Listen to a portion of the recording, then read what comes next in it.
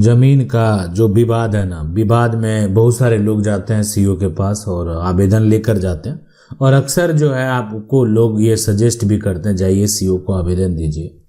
लेकिन आज ये आप जो है राजस्व विभाग को अगर आप आवेदन देने जा रहे हैं ना, तो आज ये जानकारी आपके लिए बेहद महत्वपूर्ण है। देख रहे हैं ना कितना लोग इंतजार में बैठे हुए हैं।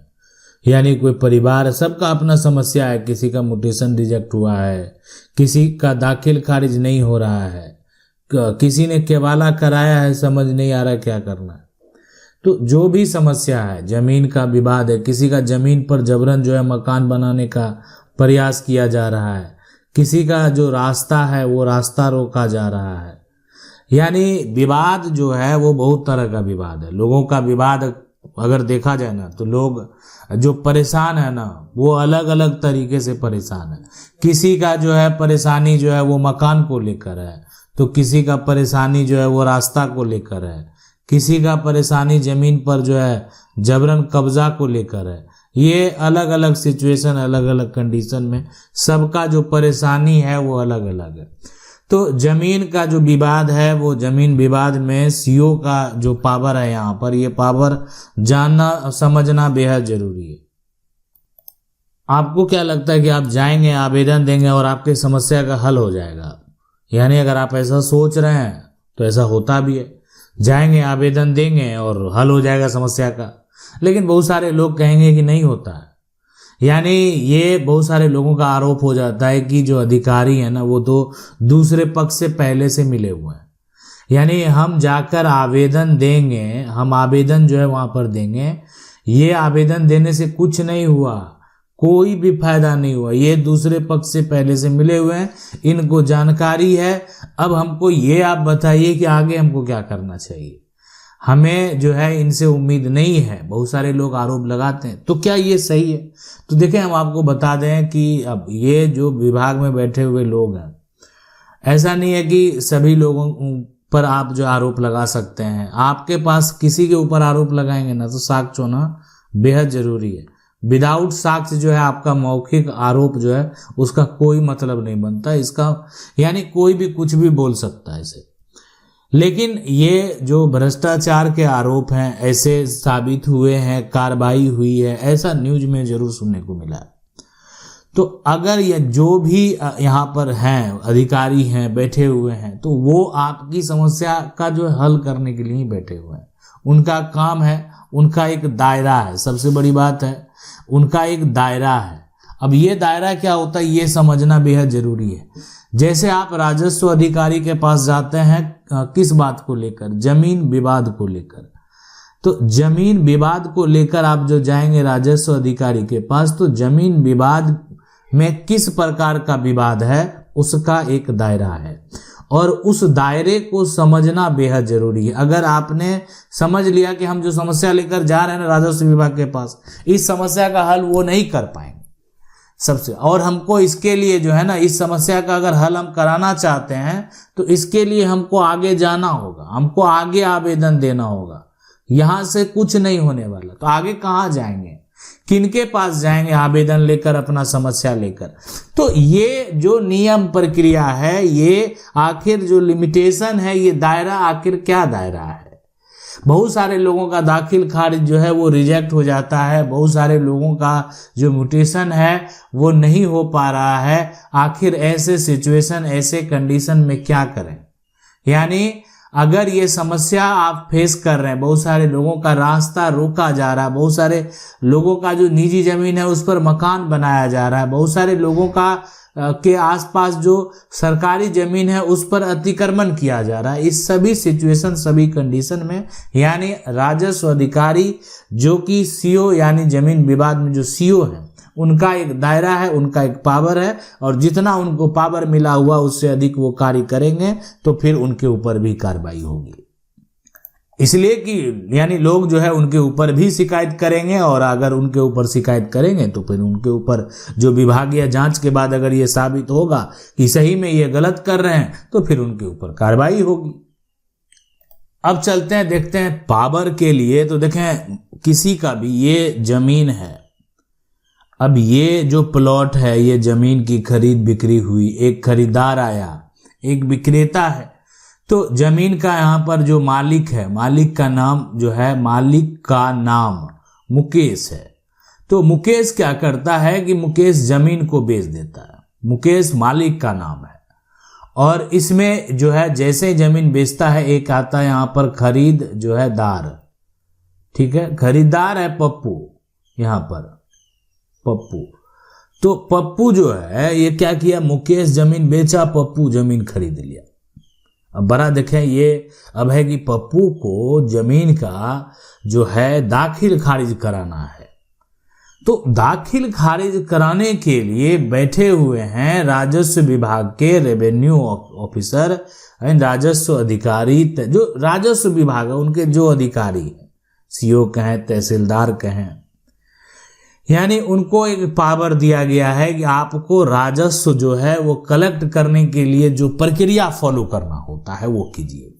मुकेश पहले राजस्व दे रहा था, लेकिन मुकेश को पैसे की जरूरत पड़ी, मुकेश ने जमीन को बेच दिया। जिस जमीन का मुकेश राजस्व जमा कर रहा था वो जमीन तो मुकेश बेच दिया। तो जब मुकेश जमीन ही बेच दिया तो अब तो राजस्व पप्पू को देना है, तो जमीन खरीद लिया पप्पू। तो पप्पू का जो राजस्व में रिकॉर्ड में नाम दर्ज होगा ना, ये करने के लिए, ये प्रक्रिया करने के लिए इस जमीन का, यानी मुकेश ने जमीन जो बेचा ना, तो पप्पू जमीन खरीदा, तो पप्पू के पास एक कागजात है और उस कागजात जो है यहाँ पर, उस कागजात का नाम है जमीन की यहाँ पर रजिस्ट्री। तो अब ये रजिस्ट्री के आधार पर जमीन का क्या होना है पता है, दाखिल खारिज।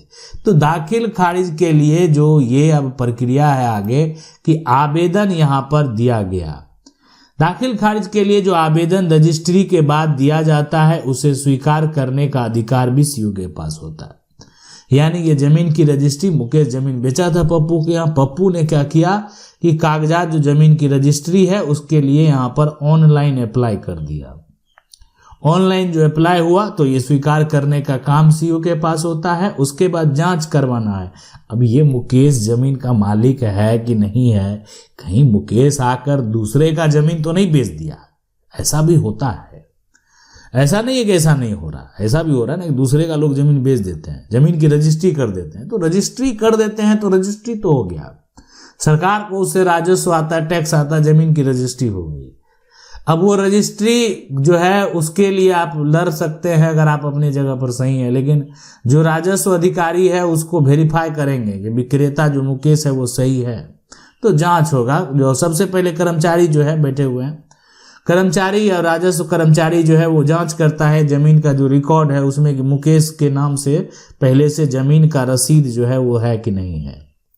जमीन का रसीद में मुकेश का नाम, रसीद में यहाँ पर मुकेश का नाम, अगर मुकेश का नाम नहीं मिला तो फिर बड़ा दिक्कत हो जाएगा। मुकेश का नाम, आप कहेंगे मुकेश का पिता का नाम था, पिता के नाम पे था और बेटा मुकेश बेच दिया है जमीन, तो पिता के नाम पर है तो मुकेश जो है अब ये तो देगा, साबित करके प्रूफ करके देगा। क्षेत्रीय बात तो है, क्षेत्र में ग्राम पंचायत सरपंच का एक जो है वंशावली बनाकर आप देंगे कि पिता का ही जमीन था, पिता के नाम से था, हम बेच दिए, पिता नहीं है इस दुनिया में। तो ये सब साक्ष्य के लिए तो प्रक्रिया होना चाहिए, लेकिन जब मुकेश ही के नाम से जमीन है तो फिर ये सब प्रक्रिया क्यों होना है, कोई प्रक्रिया होने की जरूरत नहीं है। मुकेश के नाम जमीन है और जो है मुकेश बेचा है, मुकेश के रसीद में जो है मुकेश का नाम है, तो यहाँ पर लग गया ओके का, एकदम से सब कुछ ठीक है।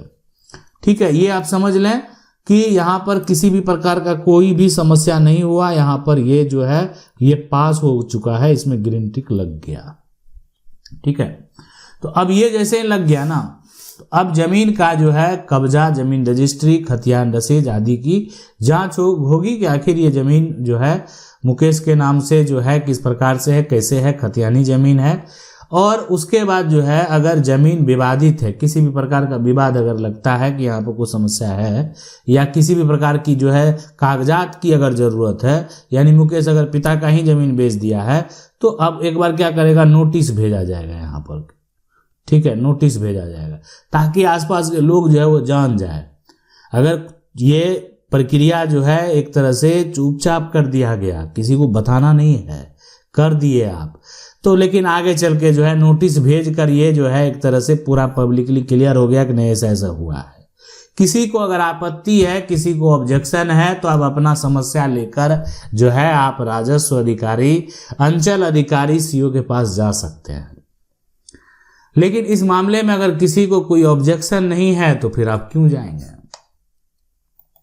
अब जैसे होता है कि किसी भी प्रकार का कोई समस्या हुआ तो सुनवाई करने का भी उनको पावर दे दिया गया, दोनों पक्ष का बात एक बार सुन लीजिए कि क्या है नहीं है। तो एक तरह से जो कहें जुडिशियल एक बेसिक छोटा सा पावर दिया गया है कि आप जो है दोनों पक्ष की बात सुनकर आप निर्णय करें। अगर आपको कोई, हाँ, निर्णय सबसे बड़ी बात है ना कि निर्णय जो है, निर्णय का एक दायरा है, निर्णय का जो है ये दायरा है, यानी जो भी निर्णय होगा ना, जो भी निर्णय करना है उसका एक दायरा है। तो निर्णय जो करना है उस दायरे में रहकर ही करना है, ये बात तो तय है। उसके बाद देखें, ये तो हो गया निर्णय की बात है कि अब निर्णय करेंगे तो अपने दायरे में करेंगे। उनको एक लिमिटेशन जो है दे दिया गया है कि आपके पास क्या पावर है, आप क्या कर सकते हैं। आदेश जो पास करने की बात है, एक दाखिल खारिज को मंजूर यहाँ पर अलाउ या रद्द करने का या अंतिम आदेश सीओ देता है। देखें, मान लेते हैं कि यहाँ पर पप्पू जो है ना, पप्पू क्या किया, पप्पू का आवेदन जो है, ये आवेदन किस बात के लिए था पता है, ये था दाखिल खारिज के लिए, जिसको बोलते हैं म्यूटेशन। अब ये दाखिल खारिज के लिए पप्पू का आवेदन हो, ये रिजेक्ट होगा, या ये दाखिल खारिज के लिए पप्पू का आवेदन अलाउ होगा, ये अंतिम आदेश कौन देगा पता है, सीओ को ही देना होगा।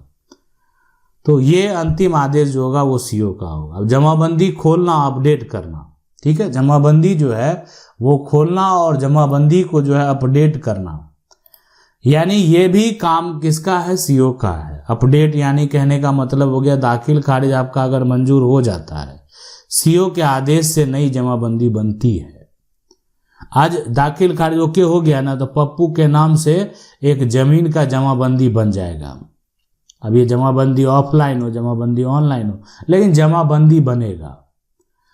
तो ये हो गया कि नई जमाबंदी, ये जो बनेगा ना ये नई जमाबंदी। और उसके बाद जो है यहाँ पर अगर जमीन विवादित है तो सीओ संबंधित पक्षों को नोटिस देकर सुनवाई का मौका देता है। ये सब सारा प्रक्रिया करने से पहले ये बेहद जरूरी है कि हम जो है सामने वाले पक्ष को बुलाकर एक बार पूछ लें क्या समस्या है। और अगर किसी भी प्रकार का समस्या है तो आप समस्या देखें, कोई अगर ऑब्जेक्शन करता है, ठीक है, किसी का अगर ऑब्जेक्शन है, किसी का अगर यहाँ पर ऑब्जेक्शन है तो वैसे में भी जो है नोटिस भेजकर दोनों से साक्ष्य जो है प्रस्तुत करने को कहा जाता है। अगर देखें ऑब्जेक्शन आप लगा दिए हैं, लेकिन यहाँ पर पप्पू जो जमीन खरीदा है ना वो मुकेश के नाम से है, तो फिर आप ऑब्जेक्शन लगाकर जो है ना सीओ को नहीं रोक सकते हैं। इसलिए उनका जो दायरा है वो अपने दायरे में काम कर रहे हैं। उनका ये काम है कि पप्पू का आवेदन जो है वो सही है, पप्पू ने जमीन का केवाला लिया है इसकी जांच करना, मुकेश के नाम से पहले से जमीन दर्ज है इस बात की पुष्टि करना, और मुकेश के नाम की जमीन राजस्व रिकॉर्ड में है इसका जांच करना। ये सारा कुछ अगर लगेगा कि नहीं जो अंचल अधिकारी हैं ये सब कुछ है, तो दाखिल खारिज को अलाउ कर देना। अगर इनको लगता है कि यहाँ पर मुकेश जो है उसका जमीन से कोई लेना देना नहीं है, या मुकेश ने जितना हक होना चाहिए इससे से अधिक जमीन को बेच दिया, ये तमाम चीजें अगर ऐसा कुछ लगेगा तो उनको फिर रद्द करने का भी आदेश है, वो रद्द भी कर सकते हैं। अलाउ करेंगे तो जमाबंदी खुलेगा, रद्द करने से पहले नोटिस यहाँ पर भेजेंगे। बस ये बात आप समझ लें। मान लेते हैं ना जमाबंदी अगर खोलना है ना, अलाउ करना है, तो फिर जो है वो एक तरीके से क्या होगा कि आदेश दे दिया गया। अगर रिजेक्ट करना है तो नोटिस देकर पहले एक बार पूछताछ कर लेते हैं क्या मसला है, कहीं सुनवाई के बाद जो है कुछ समस्या का हल निकल जाए। नहीं निकलेगा तो फिर इसको जो है ये तो साफ लग रहा है कि गलत है, इसको आदेश को रद्द कर देना है। अब देखें लिमिटेशन तो लगा हुआ है सबका अपना अपना। कोई मान लेते हैं अगर कर्मचारी है, यहाँ पर कर्मचारी है तो कर्मचारी को अपना पावर दिया गया है कि वो क्या कर सकते हैं। कोई अगर अन्य जो है मान लेते हैं कि अंचल अधिकारी है, सीओ है, तो सीओ की भी यहाँ पर सीमाएं हैं। और सबसे पहला जो है ना, सीओ मालिकाना हक टाइटल तय नहीं करता है।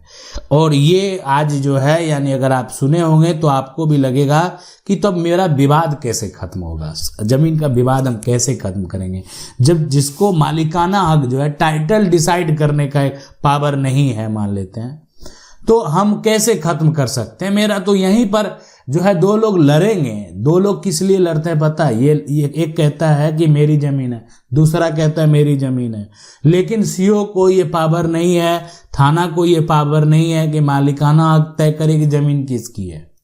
तो विवाद यहाँ पर क्या हुआ? खत्म हुआ? नहीं हुआ। तो आखिर यहाँ पर ये जो जमीन है, ये जमीन किसकी होगी? तो हम आपको बता दें, यानी ये जमीन जो है अभी वर्तमान में अगर देखा जाए तो मुकेश के अगर नाम है तो मुकेश के यहाँ पर नाम क्या होगा? जमीन रसीद। जमीन रसीद ये आप देखना, मुकेश के नाम, जमीन का रसीद मुकेश के नाम। तो अब ये लड़ने वाला जो व्यक्ति है ना, लेकिन मुकेश के पास जमीन का जो है रसीद तो है, लेकिन जमीन का यहां पर खतियान नहीं है। अब ये जो व्यक्ति है कोई, ये यहां पर जमीन का, यहां पर पप्पू, इसके पास जमीन का क्या है? केवाला है। तो हम आपको बता दें कि ये जो मुकेश के नाम जमीन का रसीद है ना, अब ये मालिकाना हक का विवाद हो रहा है। पप्पू केवाला लिए हुए हैं, मुकेश के पास तो कोई कागजात नहीं है। अब आप कह रहे हैं मुकेश मालिक नहीं है, सिर्फ रसीद कटा लिया है। अब इसकी जांच जो है एक तरीके से अगर देखा जाए तो जमीन का रसीद कटाया है, बहुत दिनों से कटा हुआ है, साक्ष्य मुकेश से मांगा जा सकता है। मालिकाना हक जो है वो तय नहीं किया जा सकता। अगर जमीन का गंभीर विवाद है तो सिविल कोर्ट जाना ही पड़ेगा। यानी सीओ को ये नहीं दिया गया कि आप जो है टाइटल डिसाइड कर दीजिए कि यहां पर मुकेश जमीन का मालिक नहीं है। मुकेश भी एक जो है कागजात जब दिखाने के लिए कहा जाता है तो एक कागजात जमीन का लेकर आते हैं, वो की जमीन का है, एक ऐसा केवाला जो कि फर्जी है। ये केवाला बहुत पुराना केवाला, उसी के आधार पर दाखिल खारिज जो है वो करवा लिया था। अब ये जो है फर्जी है, तो फर्जी केवाला दिखाकर है, तो फर्जी केवाला की जांच करने के बाद अगर जो है अधिकारी को अगर पावर दिया जाता है कि आप जो है जांच करने के बाद उसका म्यूटेशन रिजेक्ट कर दें, तो बस वो काम वो कर सकते हैं। केवाला रिजेक्ट नहीं कर सकते, केवाला कैंसिल नहीं कर सकते। ये सब काम तो सिर्फ सिविल कोर्ट का है। यानी ये सब समस्या है, तो फिर आपको ये जो है जमीन विवाद में यहाँ पर सीओ का कोई पावर नहीं है, तो जाकर क्या करेंगे? तो सीओ सिर्फ जो है रिकॉर्ड अपडेट करता है। मालिक कौन है इसका अंतिम फैसला कोर्ट ही करेगा। दाखिल खारिज का आदेश जो है अगर फाइनल नहीं होता है, किसी का भी मान लेते हैं दाखिल खारिज से संबंधित अगर विवाद है, दाखिल खारिज संबंधित अगर समस्या है, और तो अगर ये फाइनल नहीं होता है तो देखें आप आगे अपील कर सकते हैं, ये मौका दिया जाता है। जैसे इस बात को समझने के लिए देखें, इस तरीके से आप समझ सकते हैं कि जमीन का जो ये टुकड़ा है, ये आप देख सकते हैं ये जमीन है, और आपको पता है कि जमीन का जो विक्रेता है मुकेश, और खरीदार यहां पर है, जो जमीन का यहां पर खरीदार है, ये खरीदार है यहां पर पप्पू। अब देखें ये जो मसला है ना यहां पर कि विक्रेता जो मुकेश है ना, उन्होंने क्या किया कि जमीन को बेच दिया। विक्रेता ने जमीन को बेच दिया, पप्पू खरीद लिया, दाखिल खारिज के लिए अप्लाई हो गया। अब ये जो प्रक्रिया हुआ ना, तो जब सीओ दाखिल खारिज रिजेक्ट कर देगा तो फिर तो वो रिजेक्ट हो गया। पप्पू का यहाँ पर जो है दाखिल खारिज ही रिजेक्ट हो गया। दाखिल खारिज क्या हो गया पता है? रिजेक्ट। अब रिजेक्ट हो गया तो फिर पप्पू जाते हैं सीओ के पास, कहते हैं कि आपने तो दाखिल खारिज रिजेक्ट कर दिया। तो ये एक बड़ा समस्या है कि दाखिल खारिज अगर रिजेक्ट हो जाएगा तो क्या करेंगे। यानी ये समझना आज जो है यानी उन लोगों को बेहद जरूरी है जिनको ये समस्या हो रहा है। म्यूटेशन के लिए अप्लाई किए, म्यूटेशन रिजेक्ट हो गया।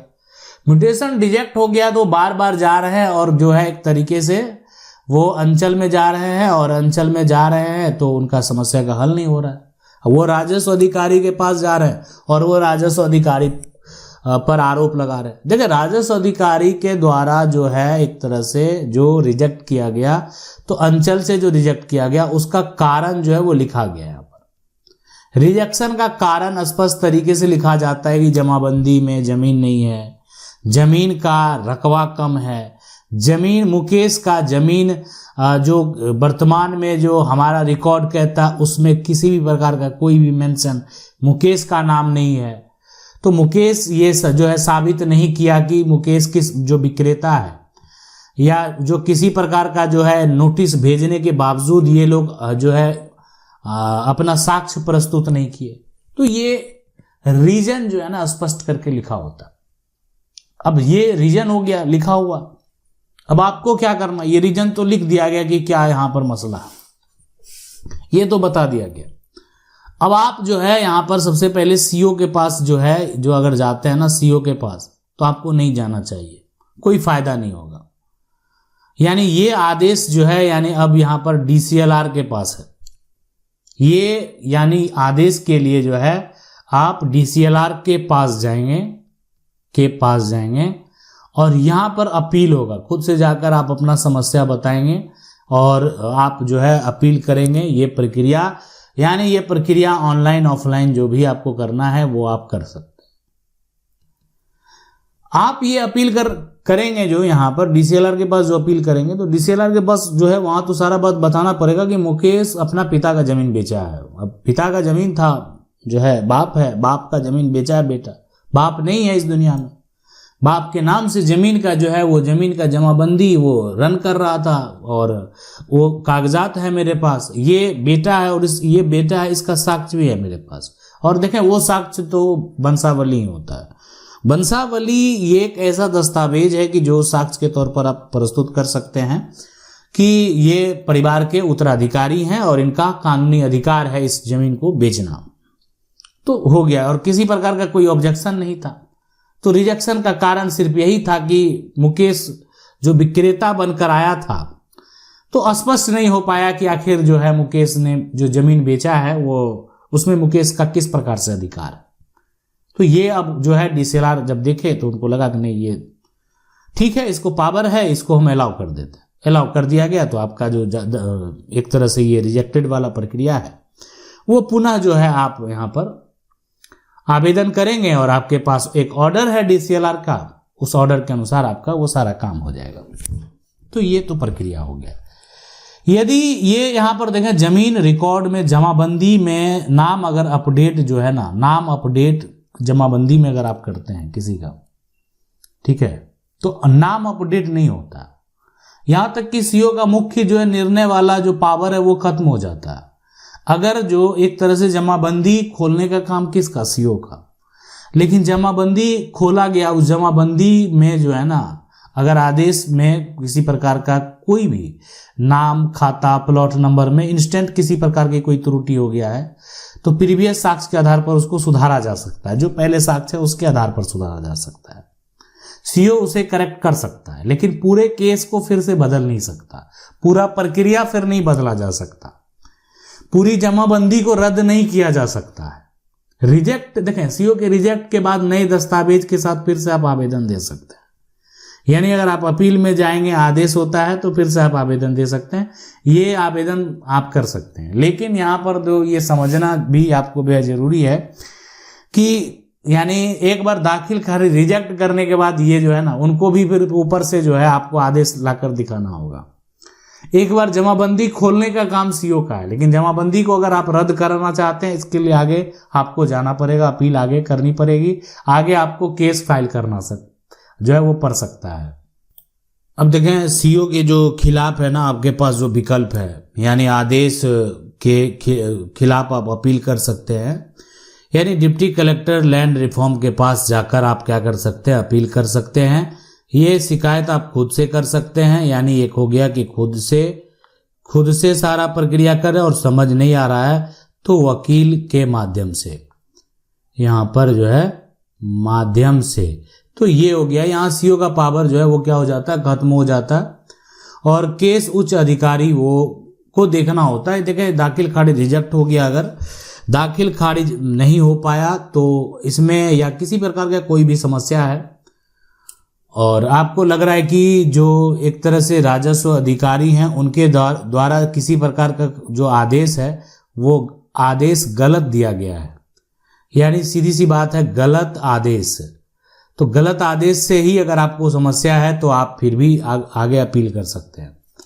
अब देखें यहाँ पर अगर आपको ये लग रहा है कि पक्षपात किया जा रहा है, पक्षपात करने का मतलब है ये कि अगर मामला टाइटल से संबंधित है, किसी का विवाद जो है, यानी अगर यहाँ पर जो सिविल कोर्ट में पहले से अगर किसी का विवाद चल रहा है तो यहाँ पर सीओ को किसी भी प्रकार का कोई आदेश देने का, कोई भी यहाँ पर रिजल्ट देने का कोई पावर नहीं है। लेकिन फिर भी अगर दिया गया तो इसका मतलब है कि पक्षपात किया जा रहा है, किसी प्रकार की गड़बड़ी हो रही है। तो फिर आगे जो है आपको क्या करना है कि आप जो है ये सूचना कि मेरा विवाद सिविल कोर्ट में लंबित है, यानी ये सूचना आपको देना बेहद जरूरी है कि यहाँ पर जो है मेरा यहाँ पर विवाद, ठीक है, मेरा विवाद जो है ये सिविल कोर्ट में लंबित है, ठीक है, सिविल कोर्ट जो है कोर्ट में लंबित है, ये बात आप समझ लें, लंबित है। तो अगर मेरा विवाद सिविल कोर्ट में लंबित है, ये आपने आवेदन दिया फिर भी कोई कार्रवाई नहीं होती है, तो आप इसको क्या करेंगे, जो अंचल अधिकारी हैं इनको बाय पोस्ट भेज देंगे, ठीक है, बाय पोस्ट भेज देंगे। तो आगे जो उनको बस ये काम ये जरूर करेंगे कि आगे वो उसमें किसी भी प्रकार का कोई भी छेड़छाड़ नहीं करेंगे, उसको रिजेक्ट कर देंगे। देखें सिविल का जो मामला है तो अब सिविल कोर्ट के निर्णय के बाद जो करना है वो कर सकते हैं। जैसे ही उनको पता चल गया कि नहीं ये मामला सिविल में लंबित है तो आगे उस पर वो स्पष्टीकरण जो है आप वो दे सकते हैं कि यहाँ पर किसी भी प्रकार का कोई विवाद जो है नहीं है या किसी भी प्रकार का कोई विवाद है, उन दोनों बातों को मेंशन कर सकते हैं। अब है कि या दस्तावेज अगर यहाँ पर विवादित है, जो सीओ के पास यहाँ फैसला करने का अधिकार नहीं है, मालिकाना हक की जब बात होती है, यानी दस्तावेज विवादित है, दस्तावेज विवादित है, ये लाइन समझना आपके लिए बेहद जरूरी है। यानी अगर आप ये लाइन को समझ लेते हैं कि मेरा और दस्तावेज विवादित का मामला क्या मतलब हो गया कि किसी के पास 2 रजिस्ट्री है, ठीक है, जमीन की 2 रजिस्ट्री, अगर ये 2 रजिस्ट्री है अलग अलग लोगों के पास, 2 रजिस्ट्री का मामला मतलब एक के पास है दूसरे के पास रजिस्ट्री है और दोनों लोग लड़ रहे हैं, मतलब दोनों लोगों का विवाद है, सीओ के पास कोई पावर नहीं किसी का पक्षपात करने का, यानी 2 खतियान है, अब वो एक खतियान पुराना हो एक खतियान नया हो, सीओ को पावर नहीं है किसी का पक्षपात करने का, लेकिन नया जो कागजात है उसके जो अधिकार की बात है उससे संबंधित जो आगे की प्रक्रिया है वो कर सकते हैं अगर मामला सिविल कोर्ट में लंबित नहीं है तो ये सब के लिए आपको सिविल कोर्ट जाना पड़ेगा। आज जाएं, कल जाएं, परसों जाएं, यानी जब भी जाना है। समस्या अगर है, अगर आप ये सोच रहे हैं कि इसका हम निदान निकाल लेंगे तो ये कतई संभव नहीं है। अगर निकलेगा भी तो वो एक इलीगल वे है, आपको कोई फंसा सकता है, आपको कोई उलझा सकता है। अगर आपने गलत किया है, अगर आप जो है कोई किसी भी प्रकार का मान लेते किसी की मिली भगत से अगर कोई यहाँ पर जालसाजी अगर जो है अगर आप करते हैं तो ये जालसाजी जिस दिन साबित होता है तो आपके ऊपर इस जालसाजी करने का जो भी आरोप है अगर वो लग गया तो कार्रवाई हो सकती है। अब देखें, इतना ये सोचने के बाद भी, इतना जानने के बाद भी अगर आप ये कहते हैं कि मेरा समस्या इनसे अलग है तो आपको अपना समस्या जो है कमेंट बॉक्स में लिखना चाहिए, बताना चाहिए कि आपका समस्या क्या है, ताकि हम उस समस्या को बता सकें कि आपको क्या करना है, कैसे करना है। इसलिए कि देखें, मान लेते कोई भी है, सीओ को पावर है, सीओ को पावर है रिजेक्ट करने का, यहाँ पर पावर है क्या करने का, रिजेक्ट करने का। तो अगर ये रिजेक्ट करने का पावर है तो फिर रिजेक्ट से दोबारा वापस आने का पावर नहीं है।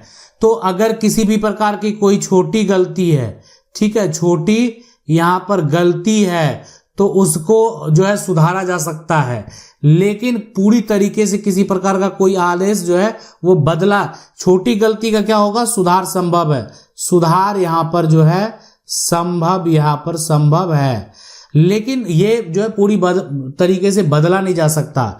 मालिकाना जो हक है वो तय नहीं किया जा सकता। तो ये यानी अगर आप ये सोच रहे हैं कि मालिकाना हक की बात होगी, तो मालिकाना हक का जैसे ही मामला आएगा मालिकाना हक, तो ये मालिकाना हक जो है वहां से तय नहीं होगा। यानी मालिकाना हक किसी भी हालत में जो अंचल अधिकारी हैं, राजस्व अधिकारी हैं या डिप्टी कलेक्टर जो है, कहीं पर आप जाएंगे, डीसीएलआर के पास चले जाएं या आप एडीएम के पास चले जाएं, कहीं पर मालिकाना हक जो है वो एक तरीके से पावर नहीं है उनके पास तय करने का।